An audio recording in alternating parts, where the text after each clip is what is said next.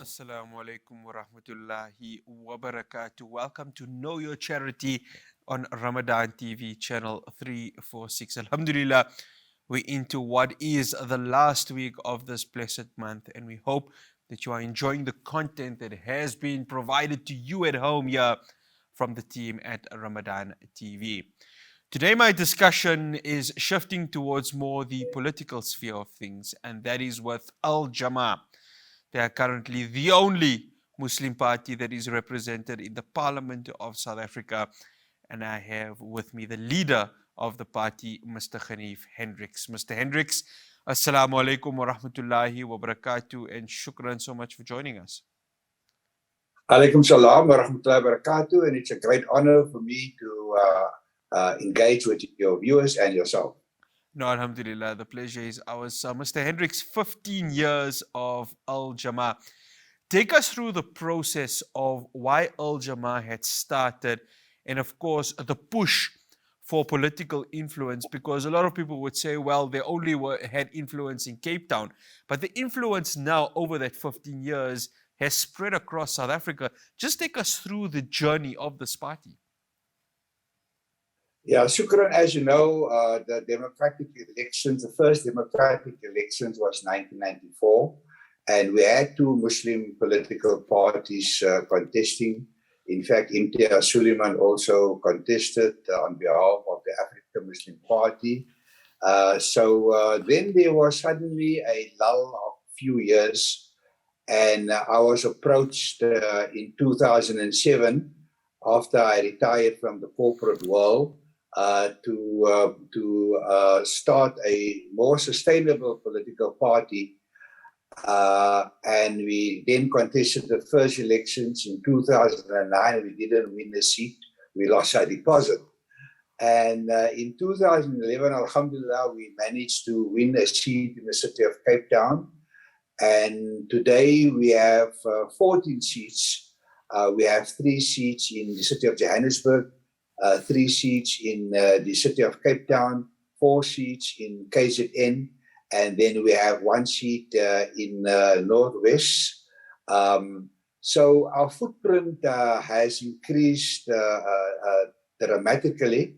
Our votes went up from about 13,000 to we're hitting 75,000 votes. And that also gave us a seat in the National Parliament and a seat in the Western Cape Parliament. The reason that we also started a political party, because it was established that Muslims are not taking part in the political life of the country, in spite of the fact that Muslims have been put on in South Africa by Allah subhanahu wa ta'ala to govern.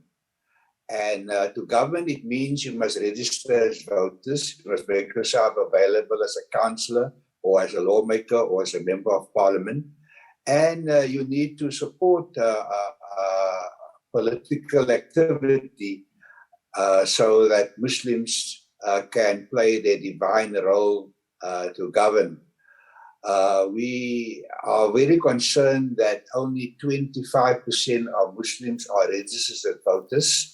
So in spite of that, we find that, alhamdulillah, every year that we contest, our votes increase. So we are now, we felt that once we have a reasonable number of votes and a few lawmakers, we will then become a platform for all communities, following the Medina model, where I always say that the first municipality in the world was started in Medina to provide service delivery to the inhabitants of the city, to look after basic needs like water. I'm not sure whether there was electricity at that time, but let's say, basic services was important. So alhamdulillah, more and more Muslims are taking part in the political life of the country. More women are taking part. And we have now developed what I call a sustainable political party. We get funding from the Electoral Commission, from Parliament, from government. So the party can operate. But that means if we don't get funding from Muslim businessmen and NGOs and well-wishers, we cannot expand as fast as we can and as rapidly as we should. We are positioning Al-Jama-ah for the 2024 elections as the fourth largest party in parliament. At the moment, we only have 0.5% of the vote. So it took us 15 years to get 0.5% of the vote. And now we are looking at 3% of the vote in South Africa. You did mention that we are getting votes outside the Muslim community.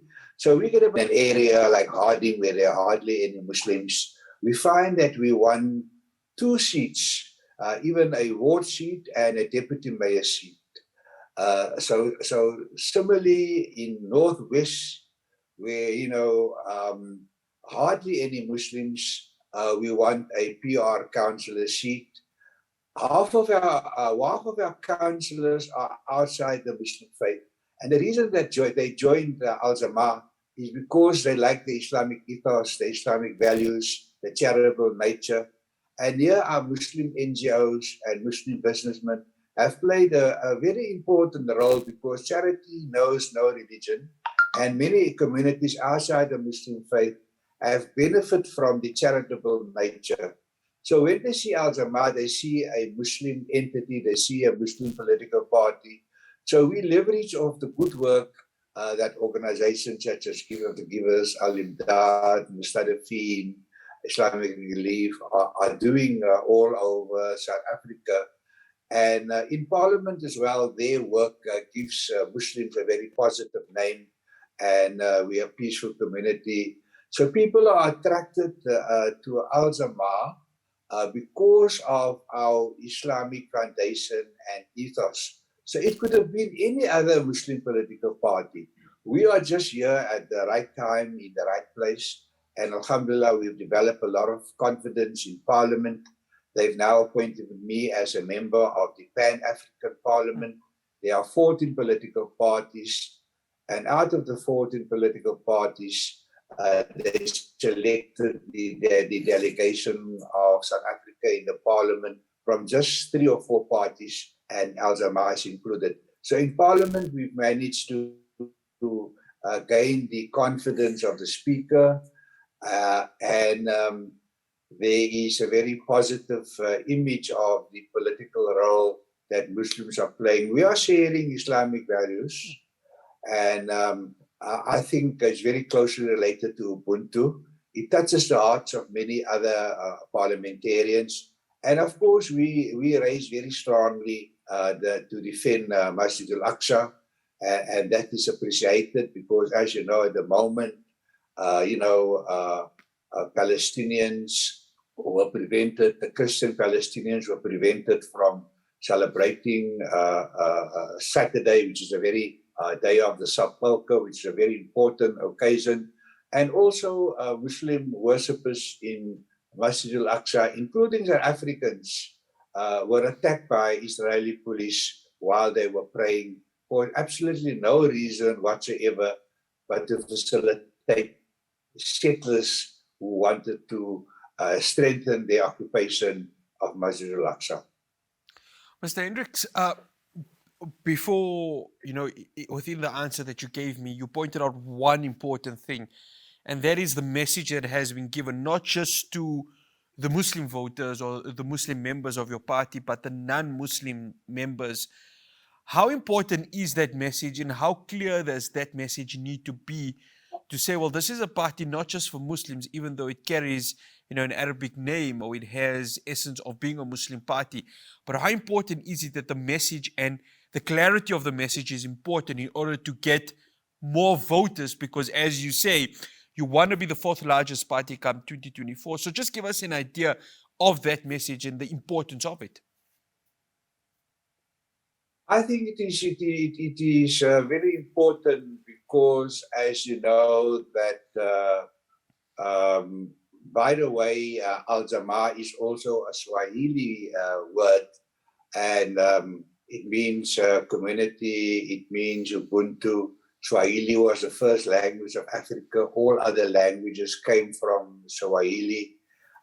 So it is not strange, especially for the African voters, to hear the name Al-Jama-ah, because they've heard it in the Swahili language. The message is very important because you know that Muslims were under attack in 1949. That's the year I was born. The Indian Muslims in Durban.